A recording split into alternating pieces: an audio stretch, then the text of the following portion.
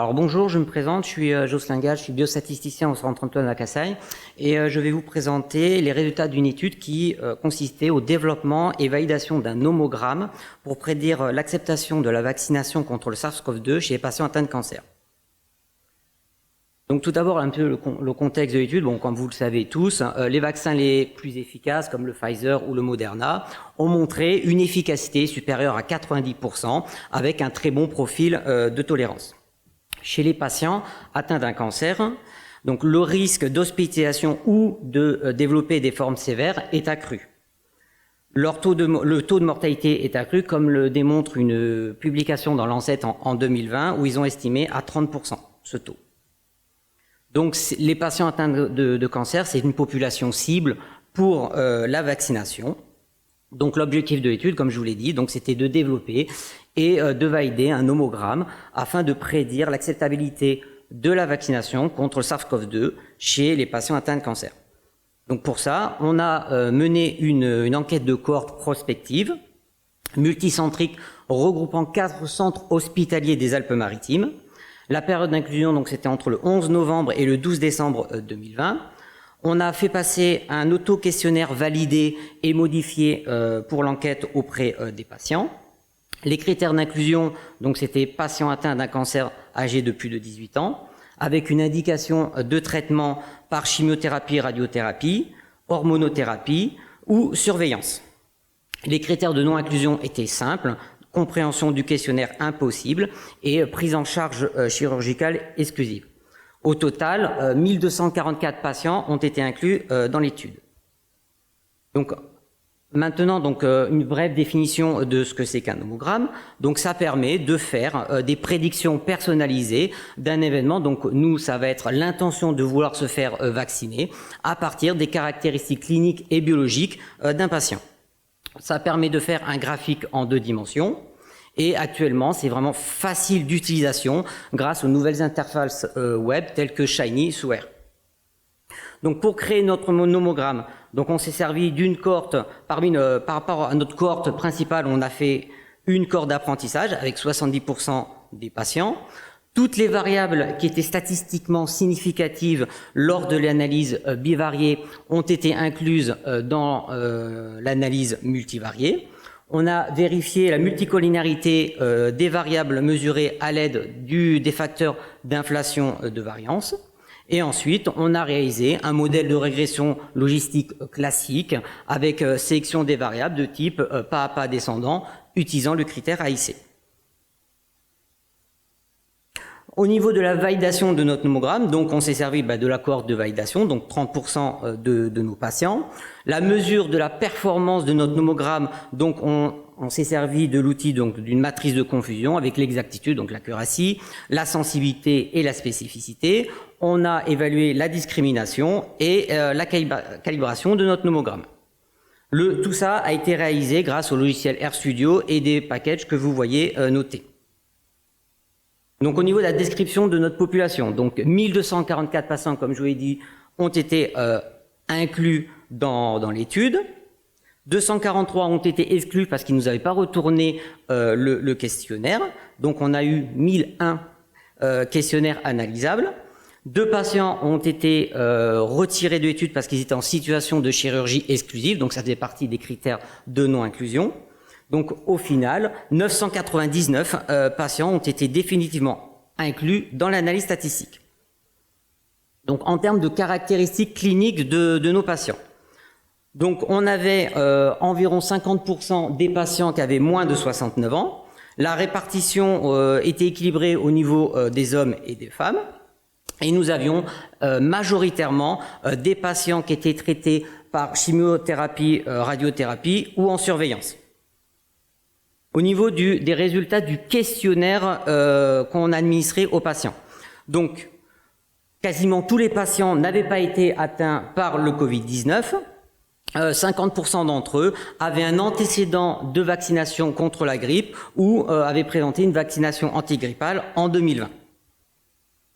Au niveau de l'intention de vouloir se faire vacciner, donc 55% des patients voulaient se faire vacciner, 30% d'entre eux ne voulaient pas se faire vacciner, mais ils restaient quand même ouverts au niveau de la question. Par contre, on retrouvait 16% des patients qui étaient totalement réfractaires à l'idée de se faire vacciner. On retrouve à peu près ce pourcentage au niveau de la question du souhait de vaccination des proches. Donc, comme vous pouvez voir, 12% des patients ne voulaient pas que leurs proches se fassent vacciner. À la question, donc, quelle était la source d'information qui vous influencerait pour prendre votre décision de vous faire vacciner ou pas, on s'aperçoit que parmi les patients qui veulent se faire vacciner, plus de 90% d'entre eux avaient choisi la source d'information que je qualifierais de médicale, donc ça regroupe oncologues, médecins traitants et autorités de santé, alors qu'il n'était que 75% pour ceux qui ne voulaient pas se faire vacciner. Donc je pense quand même que c'est une information importante à considérer. Alors, au niveau de l'analyse pour la création de notre modèle, donc l'âge était sorti significatif, le sexe et l'antécédent de vaccin contre la grippe.